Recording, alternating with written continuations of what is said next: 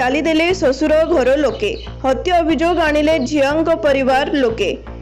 ନବବଧୂକୁ ଜାଲି ଦେଲେ ଶ୍ୱଶୁର ଘରଙ୍କ ଲୋକେ। ଏହିଭଳି ଅଭିଯୋଗ ହୋଇଛି ପଡୁଆ ଥାନାରେ। 100% ସମ୍ପୂର୍ଣ୍ଣ ଜଳି ଯାଇଛନ୍ତି 21 ବର୍ଷୀୟ ଶିବାନୀ ମଣ୍ଡଳ। ଜୀବନ ମରଣ ସହ ସଂଘର୍ଷ କରୁଥିଲା ଲମଟାପୁଟ ଆଶାକିରଣ ମେଡିକାଲରେ।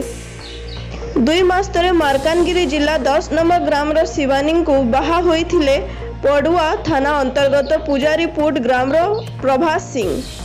ଯୌତୁକ ନିର୍ଯାତନା ଦେଇ ଝିଅକୁ ପୋଡ଼ି ଦେଇଥିବା ନେଇ ଶିବାନୀଙ୍କ ବାପା ପଡୁଆ ଥାନାରେ ଅଭିଯୋଗ କରିଛନ୍ତି। କିନ୍ତୁ ବୋହୂକୁ ବଞ୍ଚାଇବାକୁ ଯାଇ ଶ୍ୱଶୁରଙ୍କ ହାତ ପୋଡ଼ି ସେ ବି ଆଶାକିରଣ ହସ୍ପିଟାଲରେ ଚିକିତ୍ସାଧୀନ ଅଛନ୍ତି। କିନ୍ତୁ ଶାଶୁ ଶ୍ୱଶୁର ଅଭିଯୋଗକୁ ଖଣ୍ଡନ କରିଛନ୍ତି।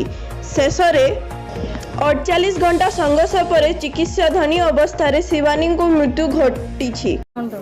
ଆଚ୍ଛା କ'ଣ ହେଇଥିଲା ଜାଣିଛ? ଆମେ ଜାଣୁଛୁ ସବୁଦିନ ସେ କାମ ଧାମ କରୁଥିବେ।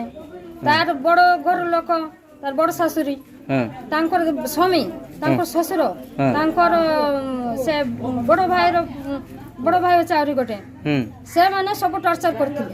ଆମେ ସବୁଦିନ ଶୁଣୁଛି କାନରେ। ଶୁଣୁଛି ଆମ ସାଙ୍ଗରେ କଥାବାର୍ତ୍ତା ନାହିଁ, କିଛି ନାହିଁ। ସେ ତାଙ୍କର ବାଟରେ ଅଛି, ଆମେ ଆମ ବାଟରେ ଅଛି। ଆମେ ଭୋଟ ଦେଇ କରି ଆଇଲୁ, ଆସିକରି ଘରେ ପଡ଼ିଲୁ। ଘରେ ପୁରୀ করে গা ধোইব বলে আমি 5 ভোটে যাই গলু যে দেখলি যে নিয়ারে সে লুগা উল্ডা। লুগা উল্ডা সে খালি খালি বচাও বঞ্চাও বলে এন্তি করছিলা সে মানে করে এক কবাট মোর এক লোক মানে যাই করে। আমি পাড়রা পূজারি পুত্র স্যার। কোন হেজি প্রকৃতরে যে বহুত নির্যাতন জড়িত কি আপনার নার অভিযোগ আছে, আপনার কোন প্রতিক্রিয়া? না স্যার, সে ঝিও দেখବାକୁ ଯାଇଥିଲୁ ବୋଲେ ସେ ଝିଅ ଭିତରେ ରୋଗ ଥିଲା। ଆଜ୍ଞା ଆମକୁ ସେତେବେଳେ ପଚାରିଲେ ନାହିଁ ଯେ ନା ଝିଅ ଅଛି ବୋଲେ ଆମେ ଦେବୁ ନାହିଁ ହେଲା। ତା ପଛେ ନାହିଁ ସେ ଝିଅ ଭଲ ଅଛି, କାମ କରିପାରିବ। ତା ପଛେ ଆମେ ଝିଅ ବାହାଘର କରି ଆଣିଲେ। আচ্ছা, বর্তমান যে জড়ি যাইছে সেমানে নির্যাতনার অভিযোগ দউଛନ୍ତି, যৌতুক নির্যাতনা কোন করছেন? ତାଙ୍କୁ ବାରମ୍ବାର ଫୋନ୍ କରାହେଇଛି ସାର୍ ଯେ ତୁମେ ଆସ, ତୁମ ଝିଅ କେମିତି ହେଉଛି ଦେଖିଯାଅ। ସେ ବି ଆସିଲେ ନାହିଁ। ଆମେ ଯଦି ଯୌତୁକ ପାଇଁ ଯଦି ତାଙ୍କୁ ଯଦି ପୋଡ଼ାଇ ଦେବ ବୋଲେ ସେ ଏଟା ମିଛ କଥା। ଆଜ୍ଞା ଏଟା ମିଛ କଥା। ଗୋଟେ ପୁଅ ଗୋଟେ ଝିଅ, ଆଉ କିଏ ନାହିଁ ଆମର।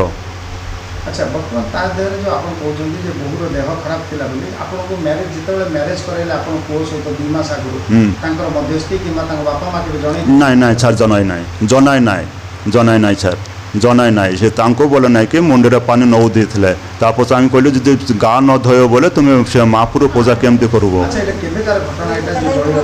এটা জলিগলা কালি ঘটনা। আজ্ঞা কালি পাখাপাখি 10টা হইব।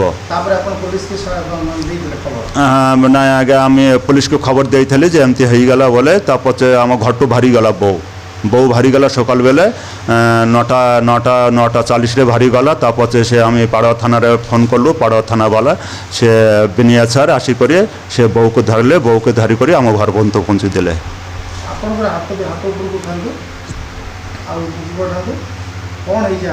হাত আগে সে আমি তাঁকু জগুলি। আগে ফার্স্টରୁ আমি ভোট ଦେଇଥିଲି। ভোট দেওয়া পরে আমার পরিবার আমার পুଅ যাইଥିଲା ভোট দেওয়াকু। তাঁকে কইলে তুমি জগ, আমি টিকে ভোট দেই করে আসবি। তাপরে সে কইলা না বাপা আমাকে টিকে ছাড়ি দিও।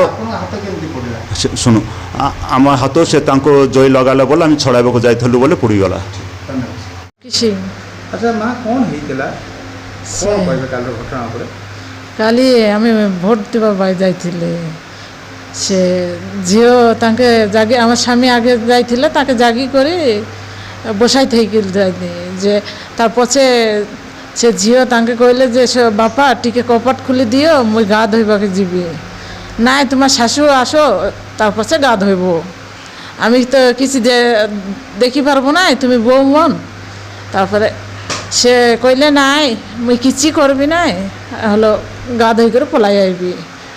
তারপরে সে যে ভিতরে যাই করি সে বাহারের বাটে কপাট লাগাই দিলে, চাবি মারি দিলে, দেই করে নিয়া লাগাই দিলে।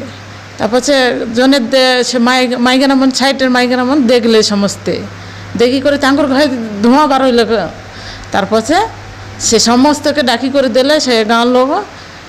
তারপরে সে গোছের চড়ি করি তারপরে সে যে মাইগানাকে বচাইলে পানি ফানি দেই করি। তারপরে গাঁর লোক আসি কপট কপট সব ভাঙি করে ভার করলে। ଆଚ୍ଛା ଭାଇ ଘଟଣା ପୂର୍ବରୁ ସେ କେବେ ଆତ୍ମହତ୍ୟାର ଚେଷ୍ଟା କରିଛନ୍ତି କି କେବେ ଅନ୍ୟ କେଉଁ ଉପାୟରେ କି କେମିତି ମନରେ ସେ ସେ ତ ସବୁବେଳେ କହୁଛି আমার পুଅকে ডিভোর্স ଦେଇକରି ମୁଇଁ ପଲାଇବି ନାଇଁ ସେମିତି କରୁନାହିଁ আমি তোমার বাপার পাখে ছাড়ি আইবি তার বাপাকে বার ফোন করলে সে ফোন উঠাও নাই কি সে কেতে থর ফোন করলে আমি উঠাও না তার মামু ବି ফোন করলে উঠাও নাই সে କେତେ 10 ଥର ଏବେ ଯେଉଁ ଆପଣଙ୍କ ସ୍ୱାମୀ ସ୍ତ୍ରୀଙ୍କ ଉପରେ ଅଭିଯୋଗ ଆସିଛି ଯେ ଆପଣ ଯୌତୁକ ନିର୍ଯାତନା ପାଇଁ ଝିଅଟାକୁ ଜଳେଇ ଦେଇଛନ୍ତି ବୋଲି ୟା ଉପରେ ଆପଣ କ'ଣ କହିବେ?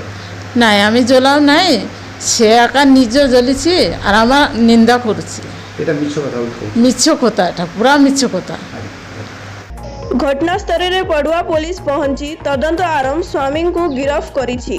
ଲମଟାପୁଟରୁ ସୁବାସ ମାଲିଙ୍କ ରିପୋର୍ଟ, ଫାଷ୍ଟ ନ୍ୟୁଜ ଓଡ଼ିଶା।